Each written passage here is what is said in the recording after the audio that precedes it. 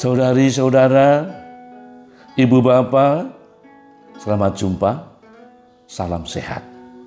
Semoga hati Anda, hati kita damai sejahtera karena Tuhan yang memberkati kita.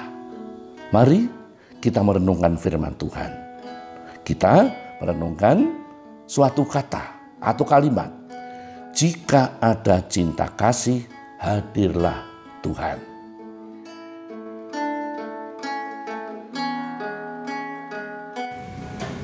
Saudara-saudariku yang dikasihi Tuhan, hari ini Minggu 31 Oktober 2021.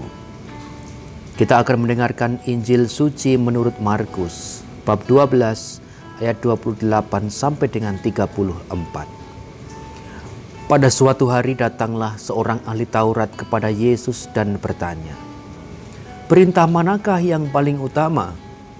Yesus menjawab, "Perintah yang paling utama ialah, dengarlah hai orang Israel, Tuhan Allah kita itu Tuhan yang esa.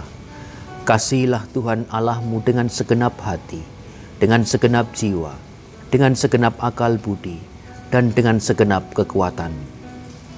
Dan perintah yang kedua ialah, kasihilah sama manusia seperti dirimu sendiri. Tidak ada perintah lain yang lebih utama daripada kedua perintah ini." Demikianlah sabda Tuhan. Terpujilah Kristus.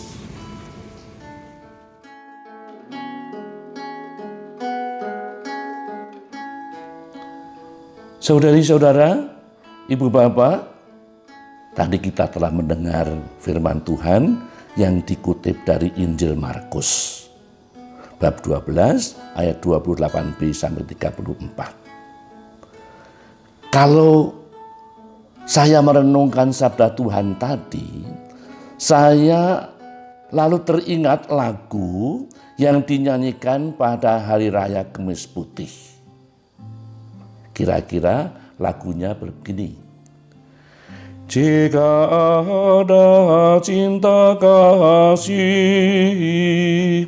hadirlah Tuhan.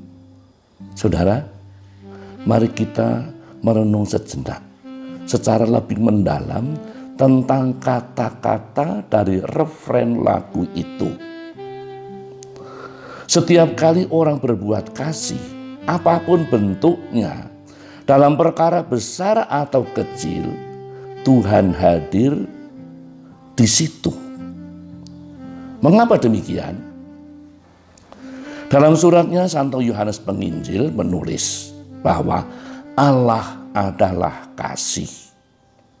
Jadi, siapapun bertindak menjalankan kasih itu, Tuhan hadir dalam diri orang itu, dan siapapun yang menerima kasih itu juga disapa dan dihadiri oleh Tuhan.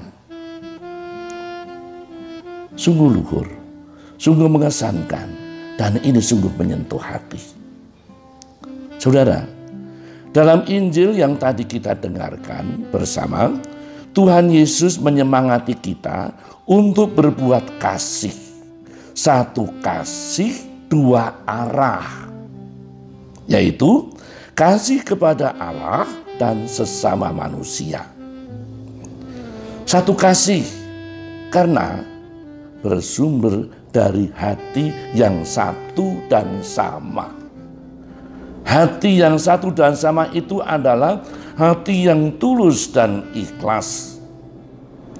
Hati yang tulus dan ikhlas itu berarti bahwa kita mengasihi Tuhan dan sesama dengan sukacita.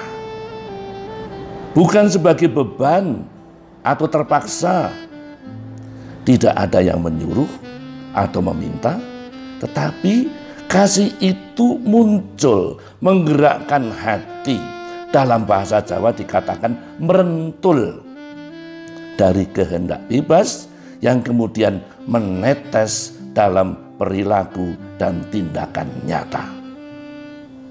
Saudara sekalian, alangkah indahnya hidup kita bila bisa menghayati kasih seperti itu. Tapi ternyata Hal itu tidak mudah. Mengapa? Karena hambatan dalam diri kita. Untuk membantu itu ada satu hal yang perlu diingat dan dicamkan. Karena itu sangat penting.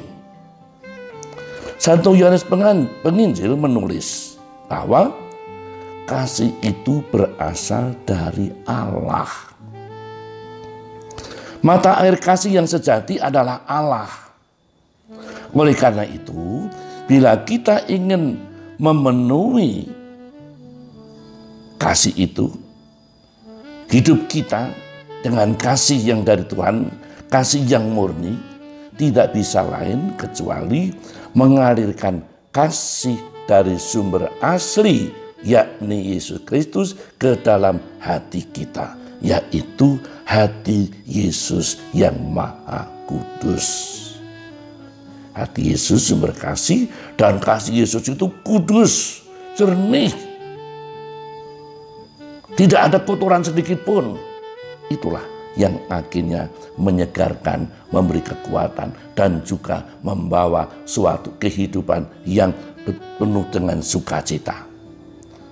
Marilah kita membangun relasi akrab, mesra dengan hati kudus Yesus, belajar mengasihi dan meneladani Yesus bagaimana Dia mengasihi, siapa yang dikasihi secara khusus, agar kita mampu mengasihi Tuhan dan sesama sebagaimana firman Tuhan yang tadi kita dengar. Kasih Tuhan mengalir masuk dalam hati kita. Amin.